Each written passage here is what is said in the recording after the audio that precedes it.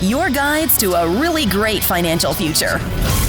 Tom and Don are talking real money. I am going crypto crazy. I am so tired of reading about cryptocurrencies. I am over them, yet they keep rearing their ugly heads every time we turn around. I mean, come on. This is ridiculous. We have got, and almost all the news stories come from Bitcoin proponents. However, cracks are starting to show in the whole cryptocurrency stupidity that has raised trillions of dollars. It's ridiculous. Well, it is. And by the way, if you look in my wallet. Yeah, you don't have any? I keep right here. I don't have any crypto here. It's all you can see. It's just, I do have a few regular, like, I have a $20 bill. This is a big day for me. Oh, by the way, I forgot to mention. Yes. Hi, welcome to Talking Real Money. Please do. I'm Don McDonald. Right here, that's me. And over there, that's Tom Cock. We do what we do. We kind of get together to try to talk about big money issues. And the issue that just keeps rearing its head is this cryptocurrency crud.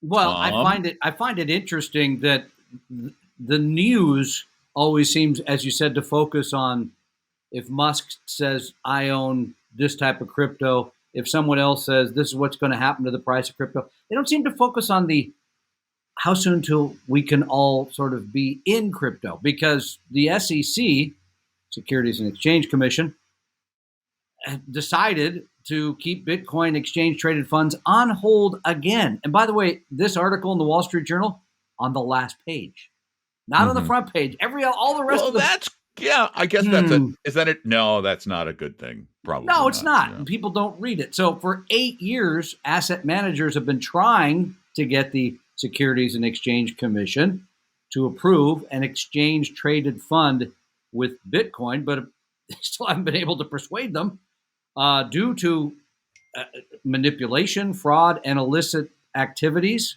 such as money laundering that appears to happen with Could it all? Did they mention anywhere that it's not real? Did they mention the ethereal nature of cryptocurrencies? I love this quote from Kathleen Moriarty, prominent exchange-traded fund attorney. She said, they're right to be concerned. The question is, at what point can they be made comfortable? Or is it a situation where they won't ever be comfortable? I would vote for the latter. So again, a number of people have been pitching the SEC, Skybridge, Van Eck, Valkyrie. Oh, you'll love this one. Cryptoin Investment Advisors. I've never heard of them. They're trying to get the Securities and Exchange Commission to do this. They've been trying for 8 years, and they've been unable to convince them to do so. The SEC says one person has been in a holding pattern. There's still very fundamental, foundational hangups. Difficult to say when or if they'll get past those. And the issue, Tom, and all of you, is that nobody has yet come up with a reasonable argument for the cryptocurrencies. Again, this is not a blockchain argument. I expect we will see blockchain currencies. Let me just name a few names for you, just for fun.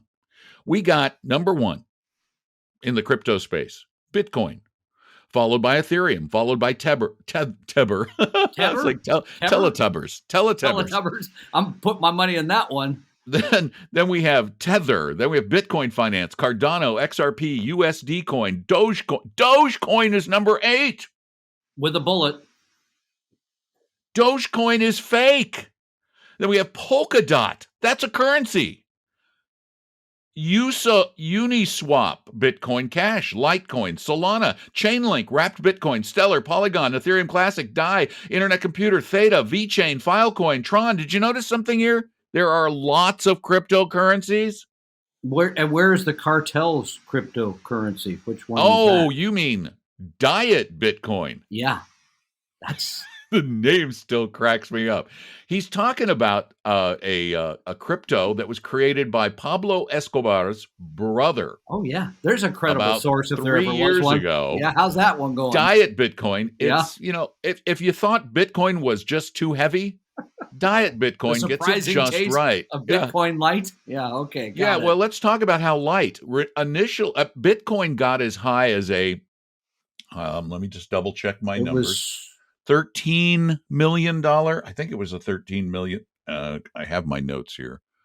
$36 million market cap about 3 years ago.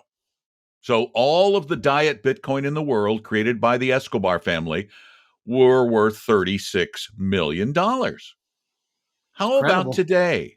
Yes. How about? Diet Bitcoin has gone Yeah. from $36 million to 294. That's not 294 million. Not No, it's not 294,000? 294,000. That's $294. I think the family used to bury more than that in about 30 seconds back in the 80s when they were making real money. $294. Now, there is a lesson. There's a diet you don't want to go on. That's for sure. There are almost 5,800 cryptocurrencies. Is it that many? Oh, I didn't know it was that many. 6,000. That's because any nuts. idiot can start a cryptocurrency. Oh, this was just in the paper today. There's a new one. You ready for this one? Please. MAGA coin.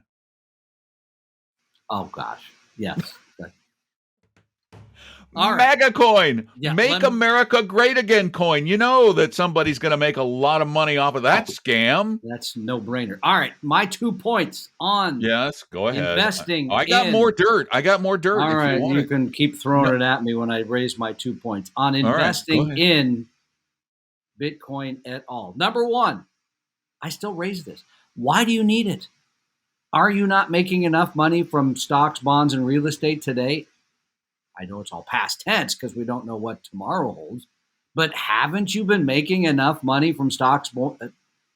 No, there's no reason we don't need a new asset class because you've been making so little. It's not even an asset class. I know, but it's just something. Air. Yes, I got it. Number two, here's the one I really think anyone who's actually considering any of this should think through. Are you a speculator? Are you throwing money at SPACs and meme stocks and real estate land speculation in the middle of California with no water and no electricity? Or how about the way overpriced Robinhood IPO? I mean, are you somebody that just wants, I got to be part of all this? Because otherwise, there's absolutely no reason to consider this in a serious portfolio, period.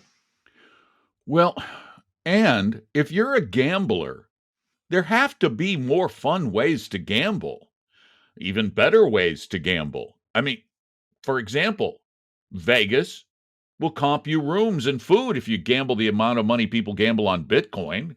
Touché. And you can actually play the odds in Vegas. You know what they are. They're stated. So you can play those games that give you better odds. You don't know what the odds are playing cryptocurrencies. You have no idea. You don't even know what they are, do you? Odds are you don't know what the odds are. That's very true. You don't even know what they are. The things, the cryptos. You don't. Yeah, you know blockchain. But what is a cryptocurrency anyway? And what is it good for? Absolutely nothing. Say it again. But here's the thing. This is what it kind of boils down to. Let's talk about the people who actually created these things. The guy who created Dogecoin with a picture of his Shiba Inu doggy, I don't even know as a joke. Yeah.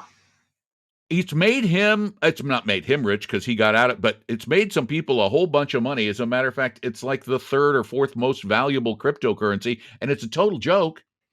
He says, this was just in the news last week, he says that crypto is a cult-like scam to take money from naive speculators like many of you. It's a scam. And the guy, I mean, are there no Panamanian oil fields to invest in? Are there no rice fields in Arkansas that you could throw a couple bucks at? I'd stick with the 21st century. Let's just Sorry. use Bernie Madoff. Okay. Are Yeah, there no are there? 1.5% a month every month returns available? Of course there aren't. And then to top it all off, right about the same time as the Dogecoin creator said it was a scam, the co-founder of Ethereum, which by the way is the number 2 cryptocurrency, has quit crypto completely, believing it not to be safe. So we have two different perspectives. One, it's just too darn risky out there playing around with these people. And two, it's really just a scam. Manipulation, fraud, and illicit activities. I think Pretty it's much actually things to think about when you're going to put your money into something. Yeah, I think it's just a scam. I really do. I just think it's all a big scam that's making a bunch of people rich.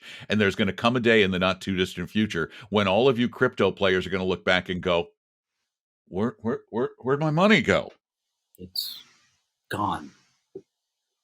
So I didn't know the Escobars were down to their last $300. I'm kind of feeling they collected a lot of money. It was the people who bought it that ended up down to $300. And by the way, the price is like $0.0000001. We can go back. I know you told me to try to stay in the 21st century. We can go back many centuries and see things. Oh, you're tulip bulbing? Well, yeah, but here's the thing: where the people at the beginning got the greater fools to jump in and pay a much higher price, and the people at the start got their money, and other people left holding the bag. That has been a fairly common practice when it comes to money and investing for a very long time. So caveat emptor on this one the same way. Yeah, I mean, the odds of this being the next big thing are actually pretty darn slim when you will eventually have a crypto dollar and a blockchain dollar and a blockchain euro and a blockchain pound and a blockchain yen and a blockchain won and a blockchain whatever, rupee or ruble. How about a question there, Maestro? I'm getting you a question. I'm pulling it up right now. Oh my gosh, it's another long one. Now, bear in mind, we read these for the first time right here. We want to be cold. We want to which isn't easy, by the way, in the middle of summer near Orlando, Florida, to be cold. So it's kind of it really isn't easy. Tricky business. Okay, this one is I love what he calls these. He calls them rantisodes. He's talking about our program? Yeah. Okay. When I do a rantisode. Okay. He goes, Don, if you're ever in the mood to do another rantisode, here you go. I have some great material for you. I'm a member of the United States Parachute Association, and on the individual membership benefits page, there's a link to a financial planner. It didn't take much time looking at the page of his website for me to realize something didn't seem right. Between the text and the video on the page, I could tell he was trying to sell annuities and permanent life insurance. I watched a couple of the videos on retirement planning, and it just got worse. I'm probably better informed than the average person, thanks to you and Tom, but some of the claims were so vague and convoluted that I could not tell what kind of products he was trying to sell. Maybe that was the point. Then I started looking into the person himself. I verified his CFP designation, but he is neither registered as an RIA or a broker-dealer. I was, however, able to find him in the insurance agent registry of several states. I didn't check them all, but he seems to be operating nationwide or close to it. Lastly, I looked into the source of the videos on his website because they're clearly not his own. It took a while, but eventually I traced them back to a company called WebPrez. Insurance agents can pay a monthly fee to use the videos on their website, social media, email campaigns, and other communications. One of the selling points is that the videos were developed based on psychology to be persuasive and engaging. In my opinion, that is manipulative. It's using psychological warfare on prospective clients to scare and trick them into buying expensive products they probably don't need. The guide on how to use the videos is all about making a sale. Oh, big surprise, Don says parenthetically. Not figuring out how to best educate or help the client. It makes me angry that the U.S. Parachute Association would allow themselves to be a source of leads for someone like this. It also angers me that he's allowed to keep his CFP designation based on the updated standards of conduct, but the topic, that topic could have a rant-a-sode all its own. On top of all that, I'm completely baffled as to why these things are even legal. If you decide to discuss this,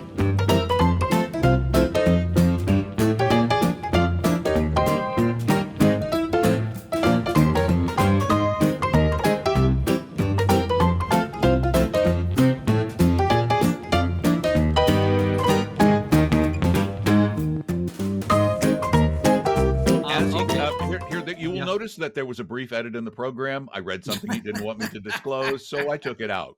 That's gone.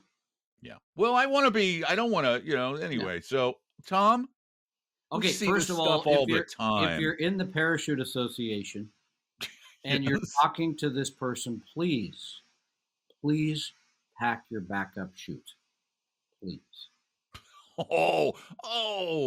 Hey, a professional parachutist always makes sure they have a backup chute. Just putting it in there, all right? But they don't make sure that they have a backup plan for their money. Because here's the thing. If I went to his office and it was on the second floor, I would be getting my chute ready and jumping. Just saying. And again, a typical parachutist would tell you that you will probably hurt yourself when you land in the bushes. Sprained or broken ankle. Okay, here's the thing. We already know this, that most of the people that sadly affiliate themselves with organizations like this, where it's here, we're offering this because it's easy and you don't have to do any work and this person will take care of you. Most of the time it's a product that they collect a commission on. Number two, I don't know what you're talking about with the Certified Financial Planning Board, because they basically have said our hands are washed. We don't care.